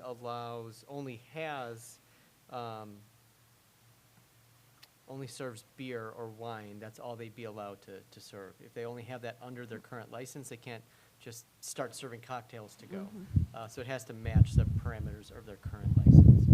And for as far as a closed container, so the Illinois Liquor Control Act defines that really for a mixed drink to go, it could be in a plastic glass, and then typically there's no straw inserted, or if there is a straw inserted, there's a cap on the straw. So that's what the state legislature has allowed. And this all kind of started during COVID, so it's since been extended. Yeah, Trustee McKelvey? yeah. Just for clarity, is this one applicant or for anyone that's serving liquor? It would be anyone who, in the village, who has a current AR license. So currently, I'm not sure, I think we have, what, three, maybe? Six? Okay, I was wrong. If there was another applicant that came to the village with an AR license, they would automatically be allowed. I don't know that there has been a license holder that has asked about this yet, but technically, under the state law, they had the right to do it, even before the village updated its ordinance. And it sounds like they have been asking, so, yeah. So just to clarify, the way it was presented to me earlier was, this was for one applicant, but this actually is for all restaurants, Yes. all AR Yes. licenses. If we pass this, every one of them has the ability to have cocktails, mixed drinks, single servings of wine to go. So that gets to my second question. What concerns would the police department potentially have for this? Well, I think there's always a concern. No matter what, it's hard to say. You can go to any establishment anywhere and you can purchase alcohol. And I'm just, in general, you look at someone that goes to Cooper's Hawk, just use it, not that I'm endorsing Cooper's Hawk, I'm just giving an example. Someone goes, their family goes, they have a nice meal, they buy a bottle of wine legally, they can take that partially used one. If they transport it correctly, I'm just gonna say in my years of experience, typically you don't see many issues with that. In comparison to someone that might be going out there looking for the cheapest booze possible, to break it open possibly and drive in their car, and that is always a concern. overall, it's not concerning in the big picture to me. I think most establishments are responsible, even they can't control the people when they leave. It's not really a big concern for me. And again, you hope everyone does the right thing. They are responsible. We know they're not. But I think for the most part, when you're speaking of something like this, I don't see that many issues with it. In truth, we studied this a lot in Rhode Island where I served during COVID. We had very limited impact from the cocktails to go that just had a straw with the paper on top still. What happens is you go to a packaged liquor store and you've got those little 3-ounce, 6-ounce shooters. That's what we had, it seeded the ground with blocking storm sewer inlets because of the number of those shooters. They buy at a package store, and that's what people, if they're gonna drink and drive, that is their modus operandi to choose. It's not the cocktail to go that they get with the meal when they ordered out, generally. And actually, Administrator Rooney hit it on the nose. If you ask the residents that live on Campton Hills Road, that is east of LaFox Road, and I know because I take this call, I talk to them all the time, and they're 100% correct. Drive down Campton Hills Road and look on the side of the road and see those little bottles is what because that is what everyone does. They go into the liquor store, they buy a couple dollars in those cheap little bottles, they chug them as they're going down the road, and they just throw them on the side of the road. Like, you see them everywhere. Like, those would be the ones I'd be more concerned about than the family that went to a restaurant and took something from the restaurant. But 100%, that's exactly correct. There have certainly been instances where a local municipality hasn't kept its ordinance up with the State Liquor Control Act, and typically an applicant, if the village refuses to amend the code, they'll complain to the Liquor Control Board. This is something to make sure that the village complies with the ordinance. We didn't think that it was going to be extended as it was, but clearly the legislature felt that it was important, so. It may not be extended past 2028, we just don't know. Okay, finally, Janet. Can you clarify for us, Chief Levon, that the shooters, the single-serving bottles that we're talking about, this is a packaged liquor item, right? So this is not something that you're going to buy from one of our local restaurants? Correct. Right, no, it's going to be the person that goes into gas station, liquor store, something like that, and is looking for the cheap. Which they can do today anyway. Oh, absolutely. And they are. These types of drinks actually have to be prepared, so it couldn't just be, the only thing that probably wouldn't be prepared is, like if you had wine in a can, a single serving, like the glass with the plastic over the top. And some communities, including the city of Chicago, have outlawed or have a prohibition on the single serving alcohol units. I'm not sure about a non-home rule community, but Chicago doesn't allow it. Okay, are we ready to vote? Yep. Okay, roll call. Trustee Burson? Aye. Trustee Millette? Aye. Trustee McKelvey? Aye. Trustee Muncy? Aye. Okay, motion passes. All right, moving on. Let's see. F, Resolution 24-14, approving change order number 1 for the Village FY 2020 road program. So moved, Muncy. Moved by Muncy, second Second. by Millette. Discussion? Okay, roll call. Oh, Scott, have you got comments? Nope. Okay, roll call. Trustee Muncy? Aye. Trustee Millette? Aye. Trustee Burson? Aye. Trustee McKelvey? Aye. Okay, motion passes. Moving to G, Resolution 24-15, entering into an agreement with H.R. Green to perform routine bridge inspection of Danker Road Bridge and Winchester Way Bridge. So moved, Muncy. Moved by Muncy. Second. Second by McKelvey. Discussion? Okay. Oh, Trustee Millette? I'm going to make Scott work. Way to Yes, go. Scott's here. Get up. explain to the folks in the room who may not know why we have to do this and how often we have to do this, please. You are required under the state bridge program to inspect the bridges either every 2 or 4 years, depends on the condition of the bridge. These come up due, I believe one is due in September and one is due in October. It's periodic requirement, every 4 years, you own the bridges, you have to be responsible. Good? Okay. Okay, roll call. Trustee Muncy. Aye. Trustee McKelvey. Aye. Trustee Burson. Aye. Trustee Millet. Aye. Okay, motion passes. And moving on to H, ordinance 24-13, an ordinance amending Chapter 1 of Title 4 of the Village Code of Campton Hills, King County, Illinois, establishing the number of available liquor licenses. And this would be for Circle K to have a full liquor license, which they currently just have beer and wine right now. Okay, motion? So moved. Moved by McKelvey, Second, okay. Oh, Yes. you go ahead. second by trustee Millet. Discussion? Go ahead, I have a question. trustee Burson.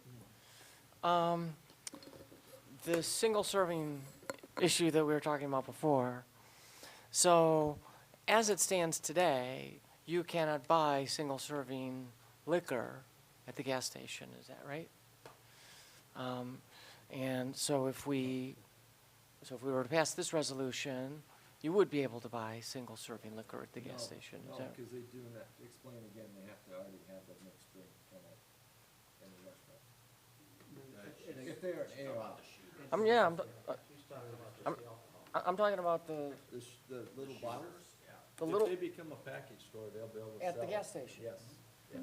So, if I understand the preceding discussion, if there's any category of alcohol that you have a concern with, that would be it. And so, that said, do you have a concern about this resolution? I guess the hard part to say is that I can't say what the gas station is or isn't going to sell. Like, I mean, logically That's speak, right. could they sell those? They could, but I don't know that they're going to do that. I mean, you can go to gas stations and you'd see a good majority of them do have them, but I don't want to be the one that says no, and then they don't have the intentions of doing that. I just don't want to be that person, because I don't know what they're gonna, As a the sell. business model, I can tell you that is the most profitable item in a package store. The small, as you call them, that are littered across the road, they are they're the gold mine for any packaged liquor store. They would never not sell those, I would think, because it's the most profitable item on their store shelf. All right, up, trustee Muncy. Thank you. Question is for Attorney. Is there some way that, sorry, Attorney Forte, is there some way that we can limit, do we have the ability to limit the sale of what I would call airplane bottles, but I guess they're shooters or whatever? Mini bar bottles. Are they? Okay. I don't know the off the top of my head, but I am actually interested in how Chicago justified the ordinance. From my understanding, from what I recall, it had to do with the litter issue, number one, and then also with the public consumption issue, because they're typically drank out in the public. So before the next meeting, I can definitely look Could we into that potentially and table this see. to a date certain being the next meeting? Yeah. So I'd make a motion to table this to our next meeting, date certain. Second. In Rhode Island, I was not allowed to do it for either litter or public safety. It was preempted by the state. Yeah, I'll have to take a look. Okay, motion to table, and it was seconded, so roll call. Who seconded it? I did. Millet? Okay, to table, trustee Muncy. Aye. Trustee Millet. Aye. Trustee Burson. Aye. Trustee McKelvey. Aye. Okay, motion passes. Now, Tom Williams. Finally, motion to approve and consent of the village president's appointment of Tom Williams as village trustee to fill the trustee seat vacated by Timothy Morgan for a term to expire May 2025. So, congratulations, by the way. And we can do the oath of office if you'd like. Sure. Can we let's get a do it then. motion? Need a motion? Okay. Okay. Second? Second? Second, Muncy. All right. And roll call? Trustee McKelvey? Aye. Trustee Muncy? Aye. Trustee Burson? Aye. Trustee Millet? Aye. All right. We'll get a signature. Okay.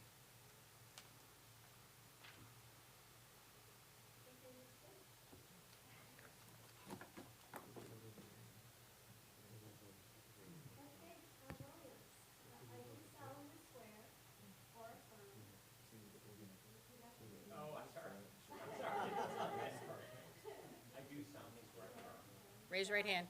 That I will support the Constitution of the United States. And the Constitution of the State of Illinois. And that I will faithfully discharge the duties of the village trustee. Of the village of Hampton Hills. According to the best of my ability. Congratulations.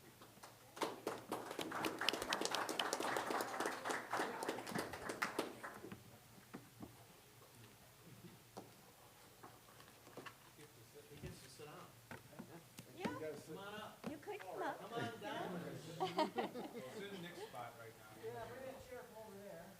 Or just sit in Nick's spot. There you go. All right. Gosh, we're on to 8 discussion items. A, Resolution 24-10 to enter into an intergovernmental agreement between the Village of Elburn, the Village of Campton Hills, and the Elburn and Countryside Fire Protection District for CERT. And who's going to take this? Who's? Yeah? Chief Levan, please? Yeah. I thought I covered this pretty good for you earlier, and I speak about it about every meeting, but CERT is in, the Citizens Emergency Response is Response team. amazing. Like, I can't say enough about them. They, this is truly, so, if we have a call that we need them, it could be traffic control, it could be the hydraulic oil spill, it could be a fire, it could be a disaster, I can go on and on. I can literally send out a page in the matter of minutes, and I am not exaggerating. I will get a bunch of CERT members that says, okay, I can respond to this location, what do you need? In the agreement, we provide a vehicle to them, which was a former patrol car. The police markings are removed, it's marked as CERT, they have all their equipment in there. Elburn Police Department does the same thing. The fire department doesn't because they won't give away none of their equipment, so they don't get no fire trucks to drive. But they are amazing. These are the residents in our community. They don't have to do this. They don't get compensated for this. And yet, every single year, and I'm being generous when I say, because it's way higher, they save the village tens of thousands of dollars just in what it would cost us to put manpower out somewhere, to have overtime details. I can't say enough good things. So to me, there really shouldn't be much of a discussion about it because what we're putting into it is extremely minimal for what we're getting in return. And we have a couple members here. If you guys would stand up, I think. Janet, Kim. All right, thank you. Yep, thanks for your volunteering. Appreciate it. Thank So- you, Chief Levan. Yep, go ahead, Mike Millett. Is there still a trailer around? Yep, they still have a trailer. That was parked over at Elburn Police Department. Oh, is it Elburn PD? Yeah, Okay. well stocked. They actually have a couple now. They have the smaller one, the larger one. Yeah, so their old one, we're actually going to, Campton Hills is, I have a business that's gonna do it as a donation. They're gonna re-letter it for them to make it a little bit nicer, but they have good resources still. Good. All right, Carmen. And we've already reviewed the agreement, just made a couple formatting suggestions, so we'll work with the other entities to get it agreed and then bring it back for approval next meeting. So nothing of note, though. All right. Moving on to 8B, Village Code Update, a new residential and commercial construction impact fee. And who's covering that? Mark? That's not yet. No, this is, But it pertains to that. pertains to the safe built. Separating, I think it's separating it separating the- from safe built. The permit fees from impact fees. Yeah. Yeah. Oh, We're gonna the, do that in the contract. right, so the, technically, the next Two. agenda item is professional services agreement with Safe Built Illinois. The agreement itself has a provision for that Safe Built would recover 80% of a permit fee for any activity within the village. If you recall, a few meetings ago, there were some minor amendments to the permit fee schedule, one of which was to increase the new construction for either residential or commercial permit fees to $10,000. So there was some concern on the staff level when we reviewed this PSA.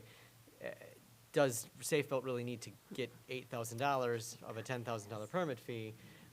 So we're going to try to enter into some discussions with Safe Built between now and the next meeting, if this comes back for action, to reduce that overall amount. So it could be 80% of any permit fee, not to exceed X dollar. And I think what the 6,000. what the suggestion from staff was 6,000, because that would cover likely Safe Built's fees, but still leave some revenue for the village to cover its own fees, which the current ordinance was drafted to Designed for. consider, to design for. So really, I think what The next two items on the agenda, Carmen is addressing, we're gonna talk with Safe Built to carve it out by the contract that we would approve and sign with Safe Built to protect that $10,000 new construction, commercial or residential, that they'd only get the 80% of the $6,000 covering of VMC. plan review and permitting and inspections, and the village would retain that other dollar amount that was, and it ties to the fact there's a non-home rule community impact fee schedule. We're not able, like Hampshire and Gilbert's and the different communities, to have a true impact fee ordinance, because it'd have to go out by a referendum. So that's why we did it the way we did, and I just want to preserve that dollar amount to the village's fixed costs. And I think Safe Built in initial discussions were in agreement, they just depend on what so I'd like the discussion tonight to be directing the staff and the lawyer to negotiate that aspect into any contract that we would approve with Safe Built. That's the next item on the agenda, essentially, from our presentation of a month ago with Safe Built. And I've already reviewed the agreement, made some other suggestions based on timing, payment structure to meet state statute. Yep. So that would be included in the discussion with Safe Built. The biggest thing that Administrator Rudy wanted to bring back to the board was the share of the new construction permit fees. So the agenda item that says new, residential, commercial construction impact fees, it's a bit misleading. The village is not looking to institute new fees. It's just to recover the current permit costs under the Safe Built contract. Trustee Muncy, go ahead. Yeah, I guess my question is probably more for 8C, the actual agreement itself. The Safe Built representative was somewhat hampered by our loss of power the last time to present her information, but she still did a good job, notwithstanding. However, after that, I had thought I made it clear I would like more information on projections of what is our cost, what does this look like, how we ran the program with BNF versus how we run the program with Safe Built, and I haven't seen that. In addition, we were given a list of all these other communities we could call, and I kind of questioned that and said, I don't think individual trustees should all be cold calling all these municipalities. I thought the village staff was going to do that and kind of come with a sampling group of here's how Safe Built performs within our area. Here's the recommendations or other folks in the area that have used them and either have been successful or not. I haven't seen that yet, so I'm not at the point yet. I know we're not voting anything, but we need to do some more homework before we get to where I'm ready to say yes on Safe Built. And I have spoken to the 4 local communities, the mayor and the administrators, and they all recommend to use their software program as well, and, that she offered and spoke to. And they are all very happy with the improvement over in both as a administration as well as the customer, and the contractor satisfaction is far higher than it was with BNF Technical or another service that they had prior to signing a contract. Some have been with them a year, and some have been 5 years, and every one of them. And I confirmed it with the village presidents at a function that was held in Hampshire, part of our Metro West social gathering. So they were endorsed by both staff and the elected officials as being very pleased in all aspects, both from input from residents and the commercial contractors that have used them. And who are these 4 municipalities, or are you not liberty Well, to no, say? it's Hampshire, Gilbert's, Pingree Grove, and what was the 4th one? Trying to say that, see that mayor's face. No, Burlington had just started to work with them. They didn't have a long history. There was one other community that oh, it was one in Colorado. I knew the gentleman in Colorado as the city manager, and went Westover, Is Colorado. that's still a larger community. I'd be interested in maybe some lower volume communities. The ones you mentioned, the 3, are going to have a lot of activity, which sure that Well, would lend Gilbert's itself to doesn't being have a as lot of that- touch Gilbert's points. doesn't but- have that too much. Pingree Grove and Hampshire of late have been very busy. And Chief Levan, I think, can speak as a customer in Hampshire. So I have absolutely zero affiliation with Safe Built, just to make that clear. So I live in Hampshire, and I just want to say on the customer end of it, amazing process. So since I've lived there, I've put a concrete patio in the back. I've put a brand-new deck on the back of my house, or I should say extended it. Like, I've had driveway, 3 different projects, and I'm just going to tell you what I have found with them and why I like them. Again, I'm not endorsing anyone. The process is amazing. Like, you literally go onto an app. I say what I want to do. I want to put a concrete patio in. I select it. It tells me what my permit fee may be there. I pick the time slot that I want for the inspector to come out and look at it. It tells you can be home or you don't have to be home. The inspector comes out. Every time I've used them, couple days maximum, they've come out. They look at it on their app. They then tell you, yes, you're approved. Here's your permit. No, you're not. This is the reason why. The process, every time I've used it, is so streamlined. I've had 0 issues with the cost of it. It's been super fair. And I will say, like, the inspectors, and I've only dealt with 2 different ones on mine, super friendly, super knowledgeable. So just as a customer standpoint, it is a good process. So just so you know. Trustee Muncy, or excuse me, McKelvey was Yeah, next. just Yeah. a comment, but back to the question is what, we never really were told what the business case was. In other words, what's the reason for the switch? Is BNF, are we struggling with the way it's going now? And then back to that important question that Trustee Muncy asked is, what happens to revenue? What, is it cost neutral? What, et cetera? And then I've got a follow-up on that, because now that, you know what I'm saying? Because I think what you had said, Mark, when they presented, and obviously it wasn't the poor lady's fault that we were out of power. That was horrible. But what I was struggling with is, why are we doing this? You had mentioned that the reason was, I think the prior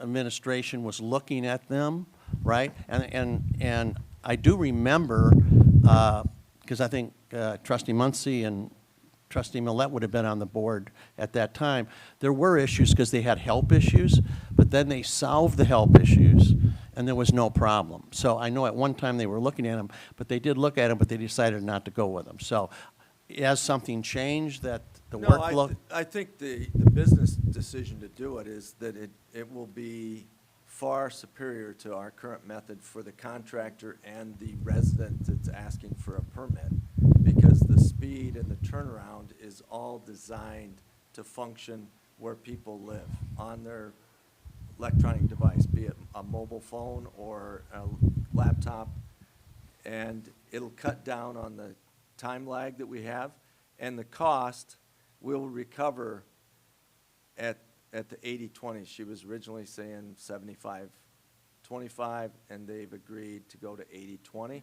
We will increase, because we'll get 80% of that, or 20% still of that revenue stream. So it'll actually improve our ability to cover our costs with this cost share program, and it will be far quicker. We'll still do the zoning up front with either our two current, James Brown and/or Alex. Before we push the green go button, we'll make sure the zoning code allows whatever permit the citizen or contractor's looking for, making sure that it's not the third building on a lot or a second dwelling unit on a lot that zoning doesn't allow, or square footage is too great for the lot. So we'll still do that up front so that we don't take money from a citizen or a contractor and then go at the end, oh, but you can't do that without a variance. We'll tell them that up front. So we still have that need for some staff, but the staff will monitor it through, as Chief Levan described.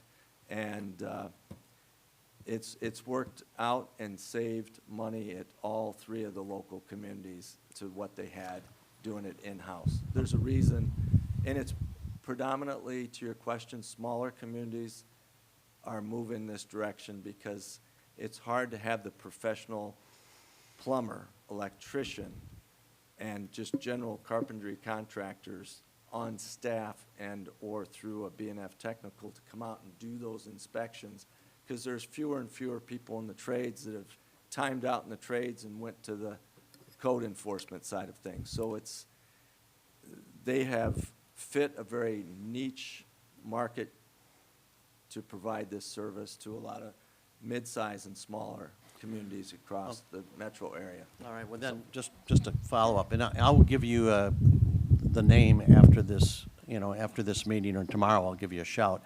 But I got a call unrelated to this topic, totally unrelated. It was on totally something else, from a citizen of the village who's very well acquainted. Actually, the village this person works for has this firm, and they had all kinds of issues. And they ended up terminating the contract, and what happened is they couldn't even get the files, all the zoning records. Even when they separated, they couldn't even get the records of what work has been done.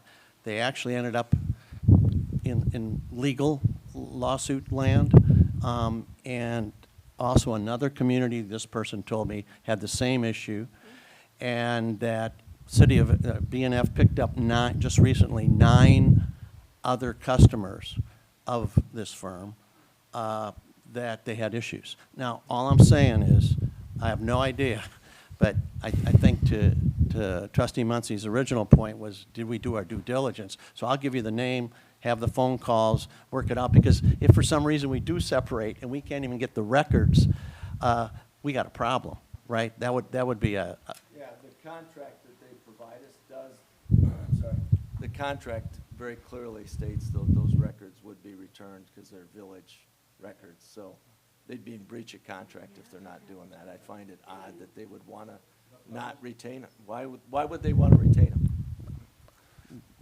I can't answer that, but you'd have to talk to this gentleman, and I'll give you the name. Trustee Burson, go ahead.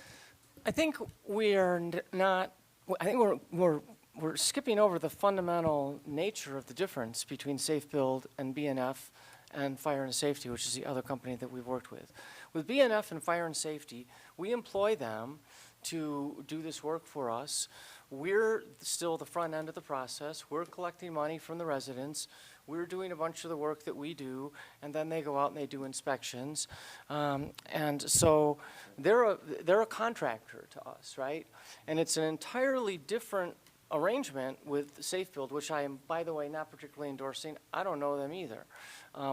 But the whole business relationship is different, because with Safe Build, you buy the permit from Safe Build.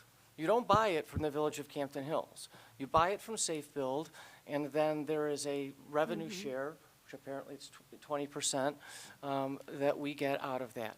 So this is a good news, bad news situation. So the good news is that the Village of Campton Hills loses money on every single permit that it issues, and it has for a while. So, so by paying a contractor, as we were doing before, and not fully recovering the revenue, we were losing money, and up until whatever permit we issued today or yesterday, we were losing money on that too. So, so in this model, we're making 20%, it sounds like, on every permit. So that's good news, right, for us as a village? For residents, I think they're going to have to trade off the convenience of working with this automated system that Chief Levand was explaining, and what is almost inevitably going to be a higher permit cost for a, you know, a given. They work with our I- permit fees. As they stand today. Yes. Yeah, and they won't come to us and say we can't do it anymore for that price. And then, of course, I think there still is a question that it's not for whether we work with Safe Build or not, but there's a question as to what the scope is and what types of things, and in particular, what types of replacement work are going to require permits, which I think hasn't been settled, and there's been a lot of discussion about it. But to be clear, this arrangement, this business arrangement, irrespective of how they perform, allows the village to turn permits from a loss leader into a small profit center. Yes. So I think that's what this is really about. And efficient. Trustee Muncy, go ahead. While I'm not disputing any of that, I've never seen any actual evidence. We've heard opinion that we lose money on every permit. I've never seen any actual evidence of that. I know that we get reimbursement. As we do now, I know we looked at permit fees to try to adjust for the amount of work that our staff put in. So I don't know that we lose money on every permit at this point in time. That could be, you know, subject for further investigation. And I certainly don't want to, you know, necessarily turn this into a profit center. I just want it to work well. I just want it to do its job for the residents. I want it to work more efficiently for everyone involved and get the permits moving faster. If it does that and everybody's happy, okay, then that makes sense to me. And Okay. if necessary, they will come back because of the glitch on the presentation and come back in July and answer some of the very detailed questions again. And I'll confirm and do some more due diligence on some history of other communities, but, because we can do that. I can do a survey of the 250 suburban communities and see who uses Safe Built, and it's dependent on how many managers will respond to me, but of that, there's only a subset that uses Safe Built. You know, but I can try to survey and give you that, if that's an additional layer of UL Labs, you know, good safety seal that we've surveyed more than the 4 or 5 communities. President Wicki? Go ahead, President I don't know Muncy. if we need another presentation from Safe Built. They did a decent job, and unless we had specific information we were going to ask, we don't need to ask for another dog and pony show. But maybe a few more communities, a little more, you know, broader reach might be helpful if it's not too much trouble. Can do that, and I'll definitely talk to Jim tomorrow. Yeah, I'll give you a shout. And to the point that I think Trustee Boatner and Trustee Burson has asked, looking at staff, there's 4 areas that we talked as a staff, that the fence, the irrigation, signs, and above-ground pools, we would still require a permit, but we could see fit because of the lack of, there's not that much staff involvement other than looking at the plat of survey that the resident brings in to get their permit to see if the fence is on the right property line, and it is of the kind and quality approved in the zoning code, but we don't have to go out and examine fence post holes on a fence. We leave that to the contractor and the homeowner. And the irrigation systems, again, if they show it on the plat of survey that the sprinkler heads and the line is on their property, we're done. So we could make those, you know, from $100 or $50 down to like a no fee or $20, just a administrative cost to those, because they're, even under the Safe Built, we won't be actually inspecting that type of activity, because you get an above-ground pool, it's designed and already passes some standard to be sold. So what inspection are we gonna really do on that? So those are the 4 areas we've been tasked by the staff with the trustees to ask what items we could change, and those are the 4 from a staff recommendation for you to consideration. And I'll put that, forward in writing too. All right, any more Would you like to discussion on move that? this for discussion again next meeting, or for action to the contract? I don't think we could take action. I'd say discussion, but it's up to you guys. You guys want action? I would say action. I would say action, because it's the opportunity to discuss any final discussion, which is fine. I think we're close enough. That's fine. And that gives Carmen a chance to help me improve the standard contract. Okay, end of discussion. All right, we'll move on to 8D, MC Squared, electric aggregation renewal. Is that Mark? And I think the letters already went out in January and February saying, electric, you can opt out if you don't want to be part of MC Squared, or you're in and you're guaranteed to do no worse than the ComEd standard rate. So this is, a renewal. It'd be the 4th amendment to the original contract for the Village of Campton Hills. And most municipalities are on their 4th amendment to go with this program. In the beginning, there was a lot of savings to be That's part of true. this. But ComEd, because of competition and Interstate Commerce Commission, have brought their rates down. And suppliers, as coal-fired plants further away that can be connected to the grid to reach us, have gone into dormant stage. There's a lot less power source providers, and that, folks, is the reason you don't have as much competition and the rates. From mostly MC Squared and these other firms used to beat ComEd all the time. Well, they're still in some cases doing it, but not as often as they did. Trustee Burson? I have a question, maybe it's a dumb question, but is this not in terms of the funding that's available to the village, is there not an analogous program available through ComEd? Are they not willing to work with us to try and MC do something Squared, I similar? think, gives us 12,000. In the first year they did it, I think it was 50,000. Yeah. It's 6 and 6. Yeah. Yep. For 2 years, 6,000, 6,000. And ComEd does other things with their franchise activities for municipalities, but it's not a dollar for dollar like this comparison. I mean, because to your point, ComEd has lowered rates, and they have some different structures that the other companies don't have that are attractive. I know we switched to ComEd's hourly pricing, and it's worked out great for us.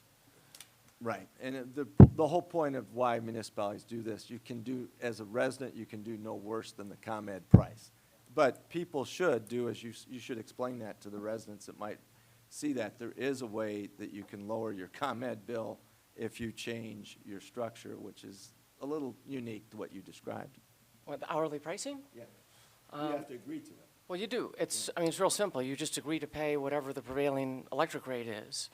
And so most times that's less than the average rate that ComEd charges if you're not on this program. Occasionally, it goes crazy, and you're paying 10 times more. Sometimes it goes negative. And, outside of delivery charges, they're actually paying you to use electricity. But on average, if you don't do anything, if you don't pay any attention to your usage and try and minimize peaks and all that sort of stuff, you save about 15% just for signing up for the program and not doing anything. And if you work at it, you can save another 10% pretty easily. But the one downside that I caution people doing that is when there's a heat wave and you want to blast the AC at 5 o'clock when you get home, that's going to be the peak cost of ComEd. you've got to be alternate peak times with your usage. Yeah. Yes. Yeah, there you go. So I'm asking to Thumbs move up. this forward. All right. All good? Okay, 9 additional items from president, trustees, or attorney. I would just like to give a shout out to Chairman Rolf Frederick, who's chair of our zoning commission. He's a strong leader, and the members of the zoning commission are awesome. They're very engaged and dedicated, and we're getting close to doing the map. So that's looking really good. On Wednesday, the 26th, it'll be discussed. Yep. Okay, any other comments? Okay, no need for closed session. And motion to adjourn. I so move. Good. Moved by McKelvey, second. I'll second. Trustee Burson. All right. Everybody say aye. You have to vote now. Yeah. You want to, do you have to notarize it? Well, yeah, one he's side? got to sign it first. Yeah. Okay. You have a black one or you got a blue?